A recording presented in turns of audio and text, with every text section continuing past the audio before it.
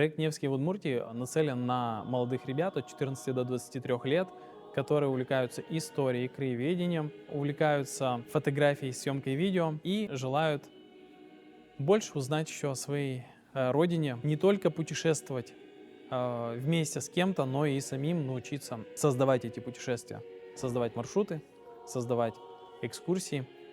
Вот. И, в общем-то, наша задача состоит в том, чтобы наши храмы удмуртские, их презентовать, о них рассказать больше, чтобы молодые люди узнали о них. Это проект «История о том», как сегодня молодого человека заинтересовать именно путешествием по храмам. Да? То есть, что интересного в храме, они узнают через этот проект. Вот. Задача участников будет состоять в том, что они спроектируют этот маршрут, разработают, проведут экскурсию для своих сверстников, а потом уже сами снимут, смонтируют видео, напишут сценарий, да, и выступят в качестве режиссеров того маршрута, который они составили.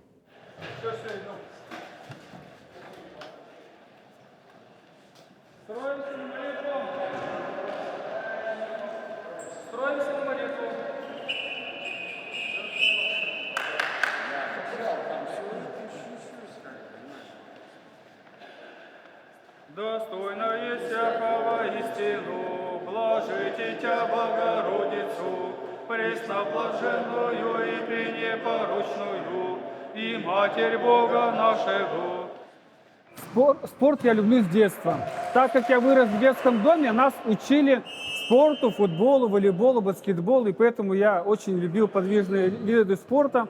Также я любил еще бегать, занимался легкой атлетикой, вот, когда в ветеринарном колледже учился. А волейбол, так, любительски я играл. С молодежкой я познакомился где-то в 2011-2012 году. Мы общались, встречались, беседовали на духовные темы с батюшками. Также мы ходили в походы вместе. Потом мы начали собираться по спорту. То есть тоже нас батюшка один объединил. Мы стали ходить на волейбол. Слава Богу, желающих много было. Поначалу мы просто между собой играли. Но со временем владыка нам предложил проводить соревнования межконфессиональные. И вот так, с Божьей помощью, с благословением владыки, мы стали участвовать в межконфессиональных соревнованиях. У нас собираются приходы среди храмов, приходские городские храмы и районные. Сначала мы начинали играть по городу, среди городских храмов приходы были между собой, а через год уже начали приглашать и районные. Но, как выяснилось, что район сильнее оказался, и район забирал все призы. Поэтому мы в этом году уже провели пока только межгород, а сейчас проводим отдельно соревнования. Также у нас намечаются соревнования по лыжам, то есть там участвуют православные, мусульмане, старообрядцы, а также иудеи участвуют, принимают участие в соревнованиях. Но спорт, он, во-первых, объединяет нас. То есть даже тут есть, которые в храм не ходят, но они хотят общаться. То есть их объединяет движение, спорт. Но, может, даст Бог, со временем они все-таки придут к Богу. Видя нашу игру, мы не ругаемся, не материмся. У нас, слава Богу, не пьют, не курят. А в других, когда я участвую с другими, играю, у меня помимо вот этой команды есть и с другими я общаюсь, там, к сожалению, они матерятся. Есть таких волейбольные команды, которые без мата не обходятся, к сожалению. И вот, видя нашу вот такую сплоченность, любовь между собой, люди тянутся и хотят с нами играть.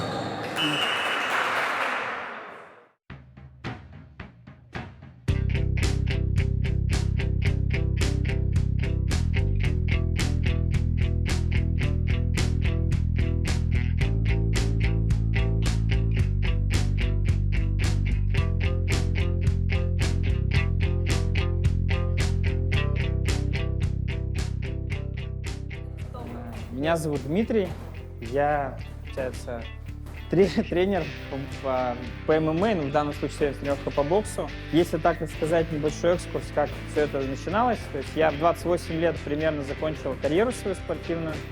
И уже, так, ну сейчас мне 36-й год идет, и я в какой-то момент, это было 2,5 года назад, так скажем, получилась возможность вернуться в спорт в качестве тренера.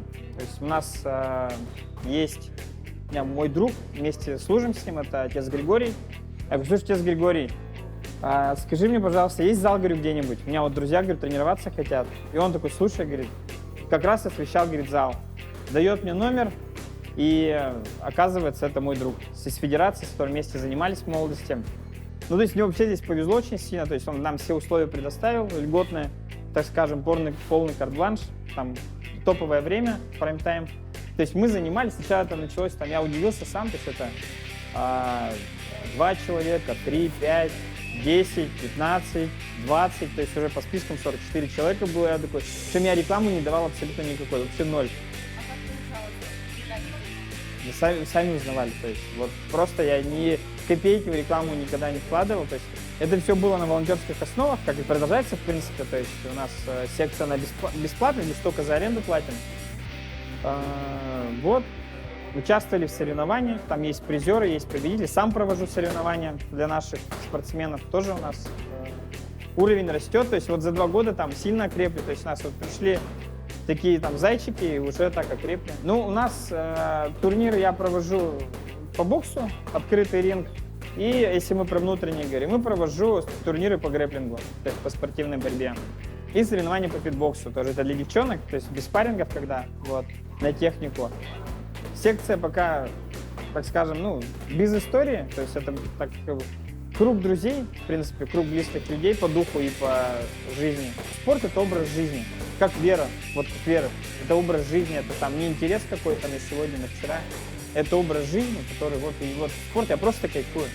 Наверное, самое главное, вот я напутствие спортсменам даю перед соревнованиями, главное вам, я желаю всем не гордиться в случае победы и не унывать в случае поражения. То есть вот для меня, не знаю, вера это, как сказать, это вот спорт, это был институт веры, когда это вот, ну, когда там очень большое желание выступать, и тебя это когда там много раз пропустишь по голове, и там, ну, другие мысли приходят. Плюс это, не знаю, вера, это, вот мне очень сложно сказать, вера, как вообще без веры можно заниматься спортом, мне это сложно понять, потому что я вот, это, не знаю, я помню, когда в молодости вот еще без веры был, то есть, как сказать, не воцерковился, у меня очень суеверий много было.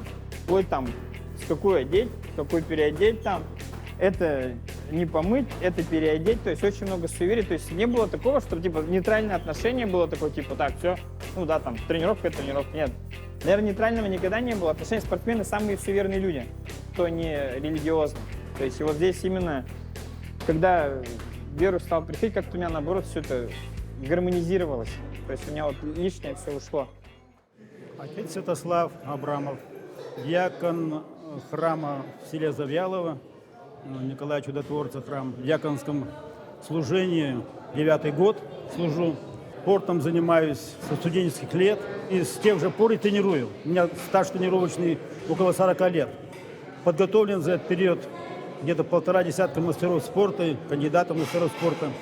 Меня в свое время благословил как бы тренировать архимандрит Исаакий. Вот, и с его благословения тренирую, работа с детьми, тренирую. Это у меня хобби, это не то, что я здесь как бы зарабатываю деньги или что-то. Это хобби, чисто с молодых лет своих тренирую, и мне это очень нравится. Через тренерскую работу, в общем-то, очень многих привел к Богу, будем так говорить. Всегда своих спортсменов как бы прошу, чтобы верили в Бога, помогаю им в этих вопросах. У меня есть мусульмане даже, которые, и если меня тренируют, мастера спорта, которые ну, сами мусульмане, поэтому я им говорю, идите в мечеть, молитесь тоже, и подходя к штанге, просите у Господа, чтобы все получалось. То есть, ну вот так. Спорт у нас, тяжелая атлетика, это двоеборье, это рывок и толчок. Это не то, что сейчас считают, что вот тяжелая атлетика тягу делают, там жимы делают, это другой вид спорта, это лифтинг, это не тяжелая атлетика. Тяжелая атлетика именно вот рывок классический и толчок классический, это олимпийский вид спорта. Мы на уровне Приволжского края выступаем, мы дальше не выступаем, хотя у нас есть и здесь воспитан мастер международного класса Амалия, вот, и мастеров спорта много, которые и чемпионы, и призеры Приволжского края. Ну, конечно, это соревнования слабенькие. У нас выступали еще буквально лет 5 назад, спортсмены поднимали по 190, по 80, 180.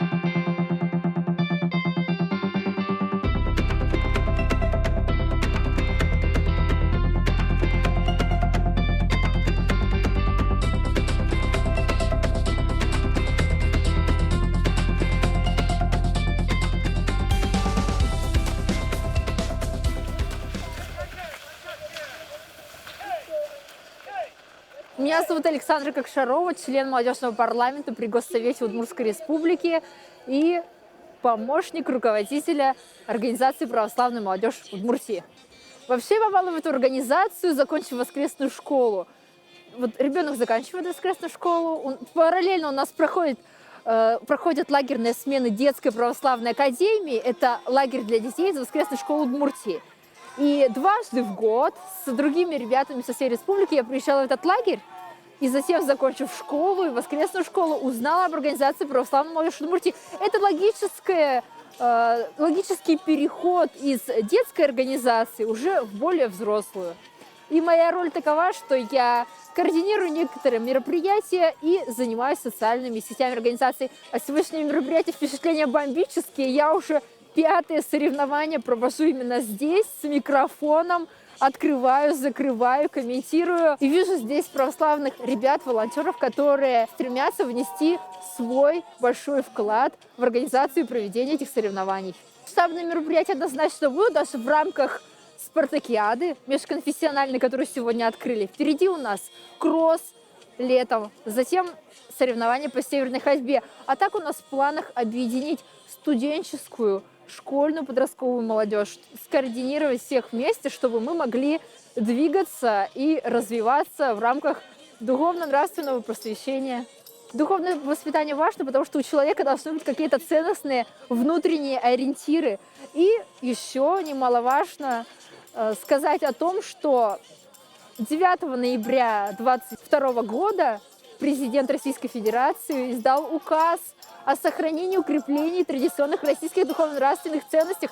И в рамках этого указа проводятся различные мероприятия. Мы должны ему следовать, потому что это действительно важно и нужно.